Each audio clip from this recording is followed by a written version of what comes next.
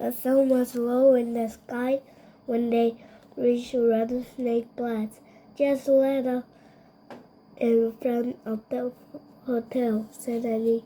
You sure the stage is coming through here? Said Sam. Yup, said Jack and Annie together in the hotel. Someone got down from Dusty. Then he helped Jack and Annie down. I help you some ivory and visit me, said someone. He winked. I might be needing some help on my book. Sure, said Annie. Someone climbed back on Dusty. He looked down at Jack. You know, Shorty, she said, you might be short, but you mighty tall in the brains. Thanks, said Jack.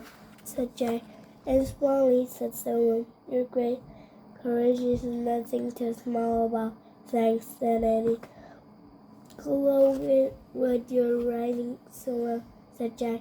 I'm grateful to you both for steering me straight, said someone. I promise I thank you someday. Really? Said Annie. A cowboy never goes back on his word, said someone. Then he snapped his reins and Dusty looked out down the street. Bye, Solomon, said Annie. Solomon coolly turned one last time. He waved at Solomon partners, he called. Then he rode into the sunset. Jack let out of the deep sigh. Okay, I'm ready to take my boots off now, he said. Me too, said Annie. They sat on the porch of the hotel. They started putting off their boots. There, Jack got them both off. He wiggled his toes. He took his sneakers out of the pack and put it in one. And he put hers on too. Man, sneakers never felt so good, said Jack. Suddenly the sound of the piano drifted through the air. Awesome move, said Eddie. Jack grabbed his pack. Again, Eddie grabbed across the porch. They pushed open the swinging door. The piano was playing where a rebel always sitting on the piano stool was a dim but shimmering shape of the cowboy. But just then a close of one looked at Jack and Eddie. He waved a shimmering hand. Jack and Eddie waved back. Then the ghost of one look faded away. Cold air was passed back Jack and Annie. They both shivered. Oh man, let's go, breathed Jack. They leaped and dashed up the dirty road. They ran across the cracked ground and past the graveyard. The man until they reached into the tree with the magic treehouse in it. Annie grabbed her the warm leather. He hurried up and Jack followed. They were out of breath when they got inside the treehouse. Annie grabbed the engine scroll. He unloaded. Yay, he said. The scroll had one glowing word on it. Echo. We got it right, said Annie. Jack grabbed the Pennsylvania book. He pointed to a picture of the Frog Creek woods. I wish we could go there, he said. The wind started to blow. The trio started to spin. It spun faster and faster, then everything was still, as though always still. Jack and Annie looked outside. The sun had slept behind the trees of the Frog Creek woods. Annie still held the ancient scroll. He put it in the corner next to the scroll from their ocean trip.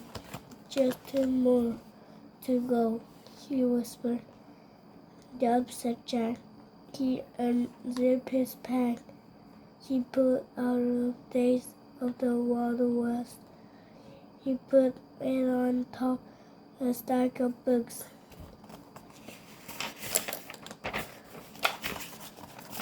Ready? He said. Annie was staring at the books. Her mouth dropped open. What's wrong? Said Jack. Annie just kept staring. Have you got nuts? Said Jack. Annie pointed a folded wrist book. Read the cover, he said. Jack picked up the book. He read the title aloud. Days of the Wild West. He looked at Annie. So, keep reading, said Annie. Author name was below the title.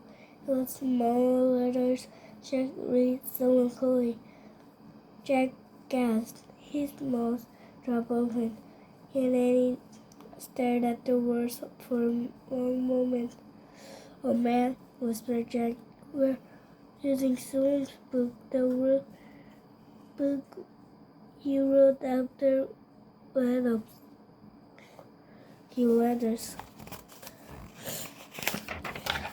Jack and Annie shook their heads with wonder.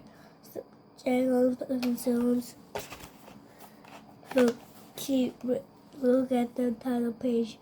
At the bottom of the page, he read, Texas First Post 1895. Jack turned the page. He read to the direction. Was saying to smiling at Shorty, to starter, to change my life.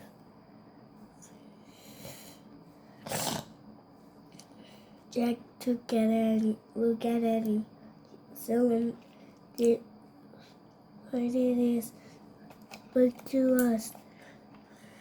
He said, Yup, said Annie. He smiled. Jack placed Salem's book back on the stack of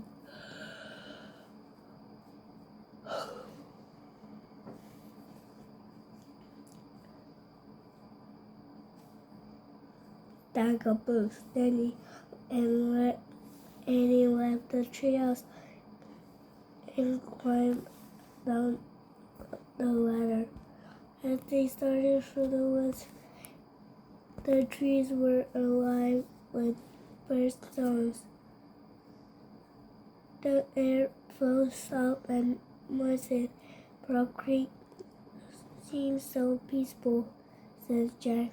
No rattles, no rollers, no ghosts. Rustlers, no goats. Yeah, but no swimming pool either. Annie steadily. I know, said Jack. But when we read this book, it's like he's still talking to us. All right, said Annie. You mean it's like an echo from the past? Yeah, said Jack softly. Wow, just then out of the blue, a voice called, Jack, Annie, is that? Said Annie. Come in. And Jack shouted.